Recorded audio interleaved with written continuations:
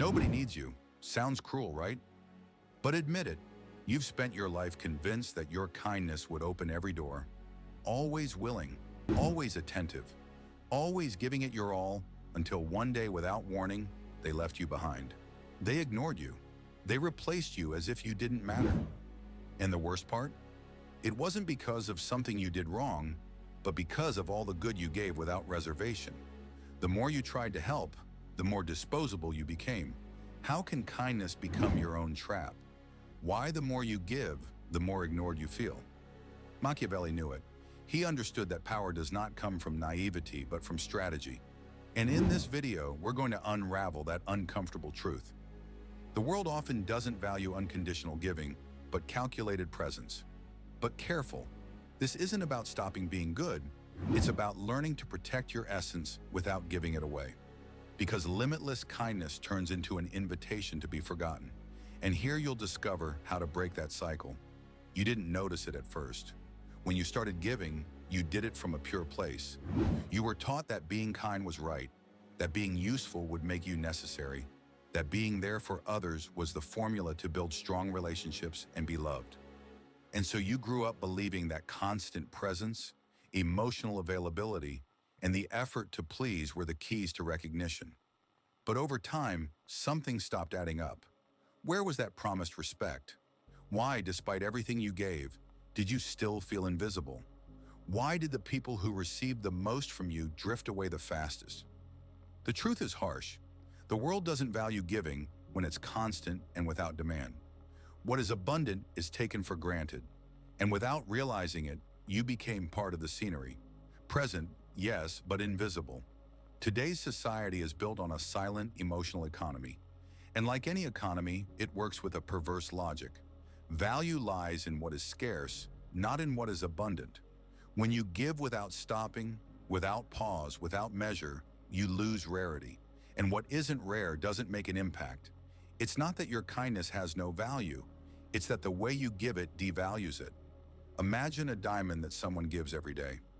Is it still a diamond, or does it become simple routine?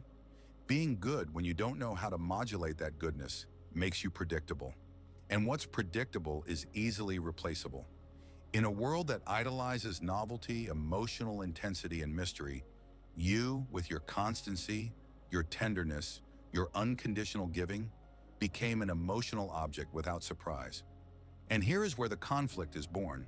Because you didn't give to be used. You gave to be seen, to be valued, to be chosen. But the mistake wasn't in giving. The mistake was thinking your value was in how much you offered, instead of how you positioned yourself.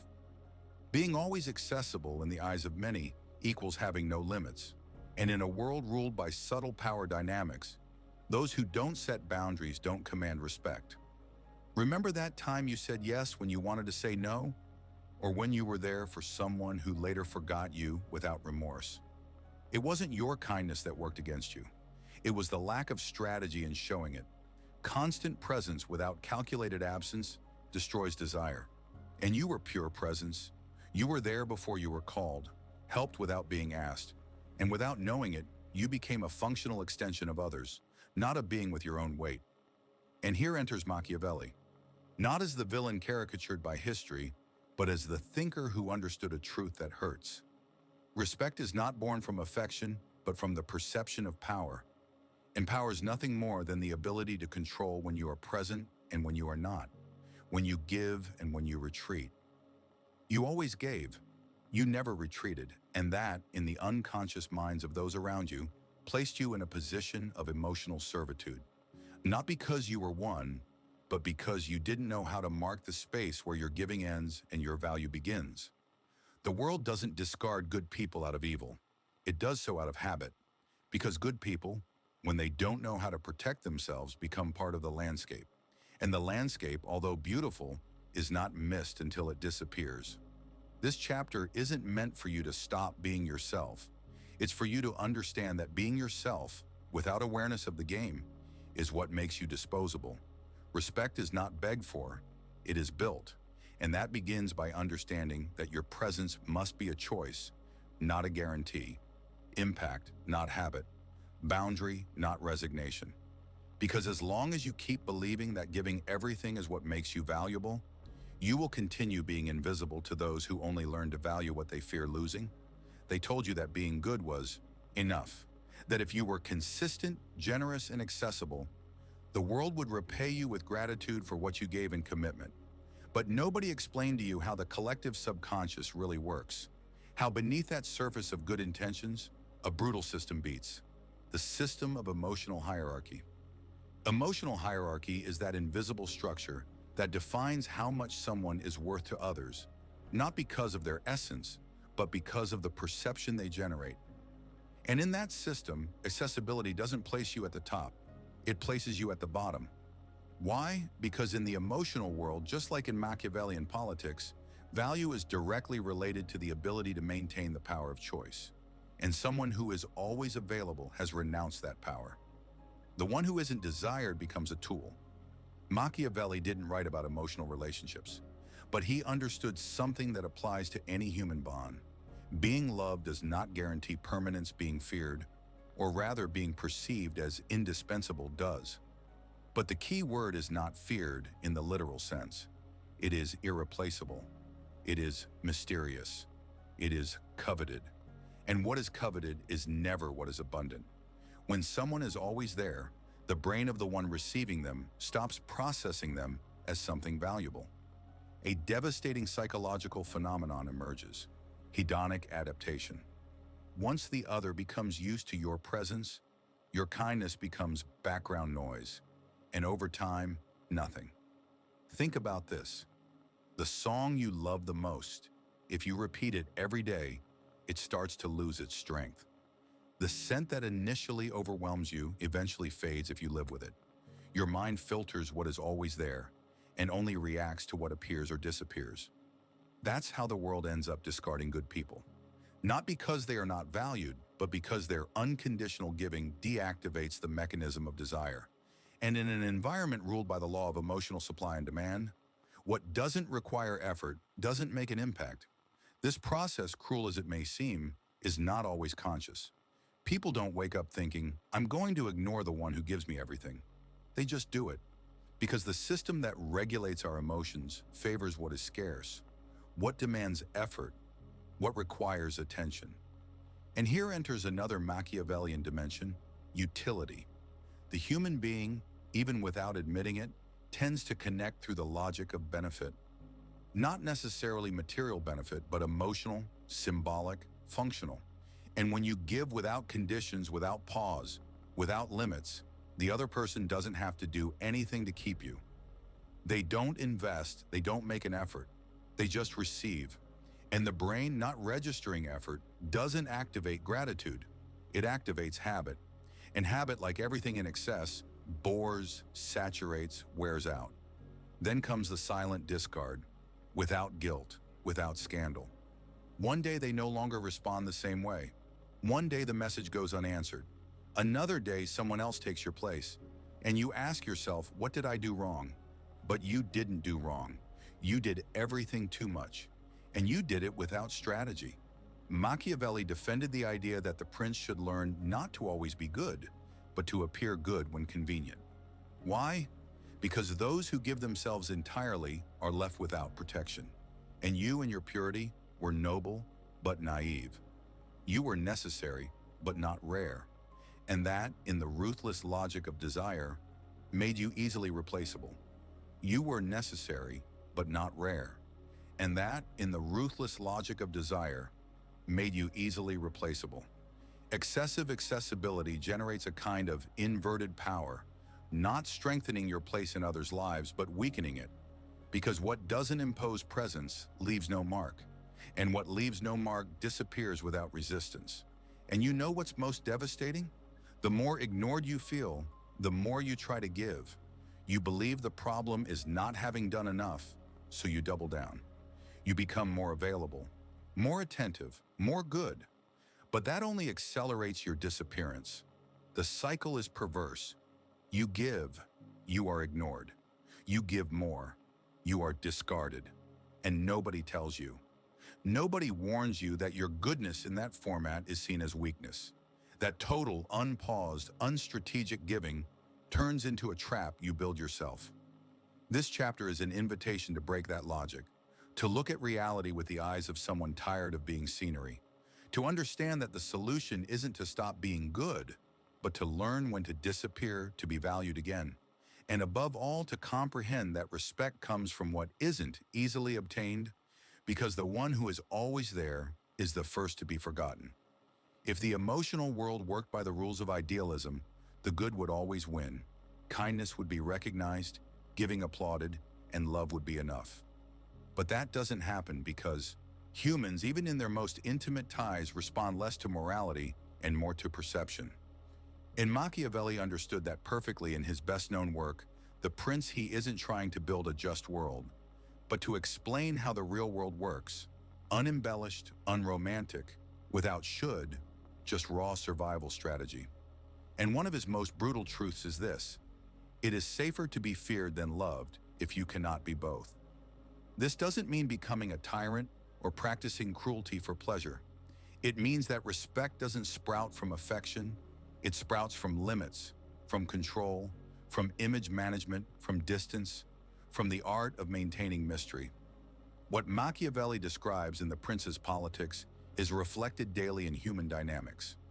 Relationships where those who control the rhythm dominate the bond, where those who know when to appear and when to withdraw generate more desire than those who never leave, where strategic absence is worth more than constant presence.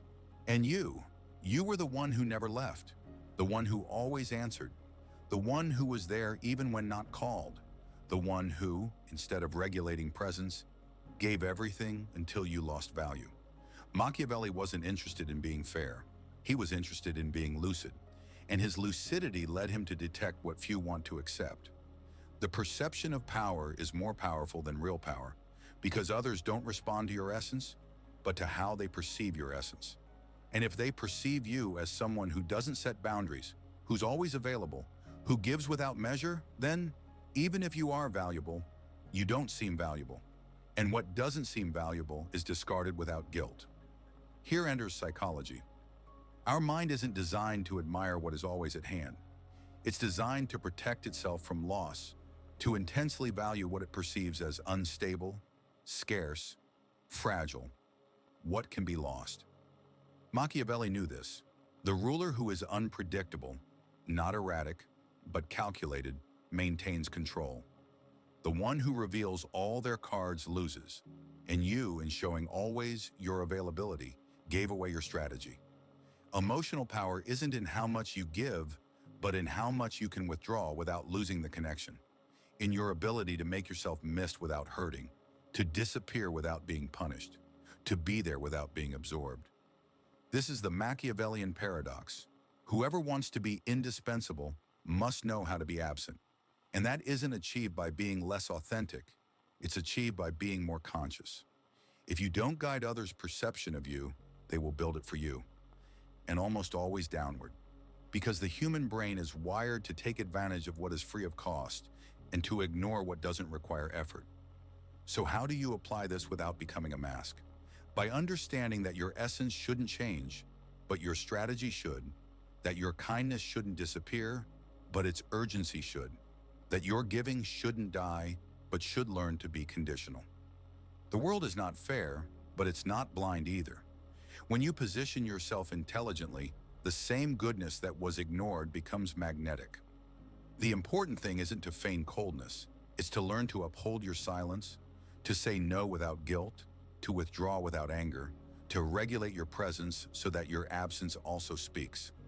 Because in a world saturated with emotional noise, the one who knows when to be silent makes a bigger impact than the one who never leaves. Machiavelli didn't write about you, but if he had, he might have said this: be good, but don't be predictable. Be noble, but don't be visible all the time.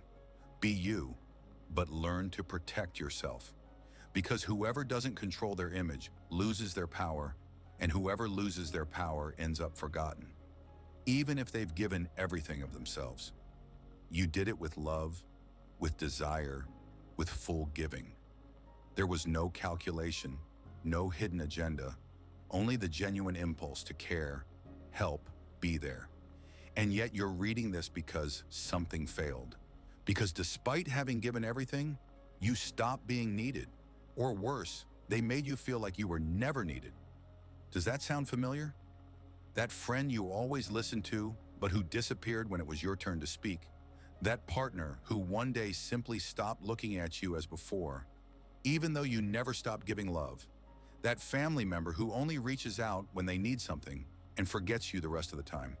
That boss who took advantage of your willingness, but never acknowledged your real value. These stories are not exceptional. They are the hidden price of giving without strategy. And when they happen, they don't just leave a void. They leave a wound you don't know how to name. A mix of anger and sadness, shame and confusion. How is it possible that what I did with so much love has made me invisible? The answer lies in something deeper, the place from which you give. When you give to, build a bond but the other only sees functionality. Harmony breaks. You think you're generating connection. The other is just taking advantage, and not always maliciously, often out of habit. The line between love and utility is thin, and when you don't mark the limit, the other doesn't see it. This is especially devastating in romantic relationships. Giving continuously, always being there, trying to anticipate everything the other needs may seem like the path to their heart, but often is the path to oblivion. Because desire doesn't survive where there's no mystery. Admiration doesn't grow where there's no limits. The one who never says no loses the weight of their yes. The one who is always available stops being chosen because they are already guaranteed, and you didn't want to be a guarantee. You wanted to be a living presence. You wanted to be felt, not taken for granted. But nobody teaches us this. Nobody tells us that mismanaged excess of kindness is perceived as emotional weakness, that giving without pause breeds fatigue, not gratitude, that being indispensable requires distance, not insistence. In family dynamics, this pattern becomes even crueler. The child who always cares for parents but is never asked how they feel. The mother who gives everything and is then treated as if invisible. The sibling who holds, resolves, rescues until they break, and nobody notices. Because people quickly get used to those who never complain, who always say, I can, who never set a limit. And then, without realizing it, you begin to disappear from others' emotional memory. You remain in their lives, but as part of the background. They seek you, but don't look at you. They need you, but don't care for you. They mention you, but don't think about you. It is a kind of slow death, not physical, but psychological, an erosive progression of your place until you're no longer there, even when you are. And you know what's worst? When you decide to set limits, when you finally say enough, many react as if you had become the villain. What happened to you? They ask, as if your newfound firmness were a betrayal, as if your fatigue had no right to exist, because they had pigeonholed you. You were the good one, the one who doesn't break, who doesn't demand, who always gives. And now that you try to reclaim your space, it hurts. It hurts you, it hurts them, but it's necessary.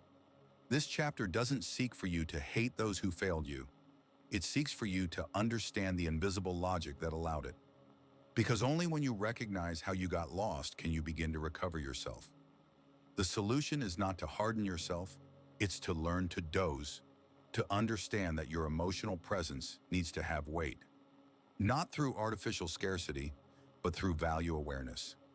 Each yes you give must come from your center, not from your fear of abandonment. Each act of kindness from your genuine desire, not from the need to be accepted. Because when you give from emptiness, you only get emptiness. When you give without demand, you receive without care. It's not about becoming cold. It's about no longer being transparent so that they see you. First, you have to stop being obvious so that they value you. You have to learn to withdraw so that you break that broken mirror that made you believe that giving everything would make you eternal. Emotional eternity isn't built with excess, it's built with impact. And impact requires pause, selective presence, and well-chosen silence. You weren't born to harden yourself. You didn't come into the world to play the game of coldness, to become distant, to simulate disdain you don't feel, because that is not your essence. Your essence is to feel, to care, to give. But now you understand something you couldn't see before. Your light, if you don't learn to modulate it, ends up blinding you and others. Being good is not the problem. It never was. The problem was confusing kindness with absence of limits. Believing that to be loved, you had to always be there. Learning that to be valued, you had to be useful, docile, unconditional. And that idea broke you. It made you walk through life giving infinite versions of yourself, hoping one would be enough. But the one who gives without measure dissolves, and nobody respects what doesn't feel solid. Now is time for something different.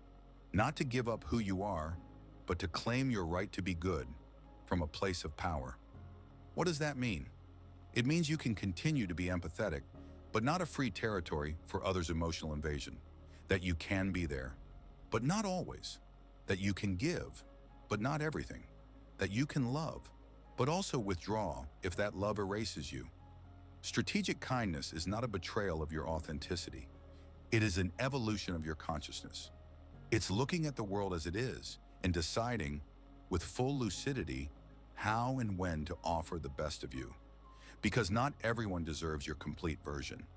Not every hand that extends seeks to touch. You, some only want to take, and you are not here to empty yourself. In every encounter, there are people who only learn to value you when you withdraw. There are ties that only reveal their truth when you leave. There are spaces that only heal when you stop filling them. Calculated presence is not coldness, it is self-respect. Chosen silence is not indifference, it is preservation. And boundaries are not walls.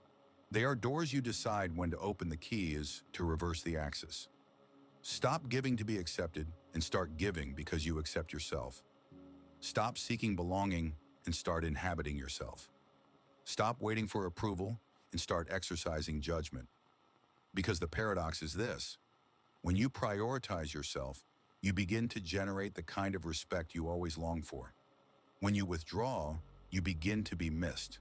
When you speak less, your words weigh more. When you appear with intention, not need, your presence becomes magnetic. And then something powerful happens. Your goodness stops being an exploitable resource and becomes a conscious act. You no longer give from fear, but from abundance. You no longer help to be seen, but because you see yourself. That is power. And if Machiavelli could see you now, he'd understand that you didn't choose the power game out of whim. You chose it because you were tired of being discarded. Because you understood that respect isn't asked for, it's provoked. But provoking it doesn't require becoming someone else. It only requires becoming a more lucid version of yourself. The version that knows when to be silent, when to step back, when to set the limit, and when to give. But with the certainty that you can stop giving at any moment. There lies your strength, not in hardening yourself, but in becoming selective. Not in stopping feeling, but in not gifting your feeling to those who don't know how to receive it. Because kindness, when free and conscious, does not become disposable. It becomes unforgettable. Perhaps now you see more clearly. It's not about turning off your kindness. It's about stopping using it as a shield. Stopping turning it into an excuse to stay in places where there's no longer space for you.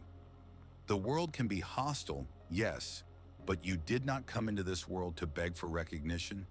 You came to occupy your value, to make yourself visible, not for what you give, but for who you are, even when you give nothing. And if this video spoke not to your mind, but to that silent part of you that was already tired of being unseen, then I invite you to stay. This channel is for those who feel deeply, for those who no longer want to be strong out of resignation, but out of awareness. Subscribe if you sense that your power lies in awakening, not in hardening yourself. And leave me in the comments, my goodness will no longer be cage.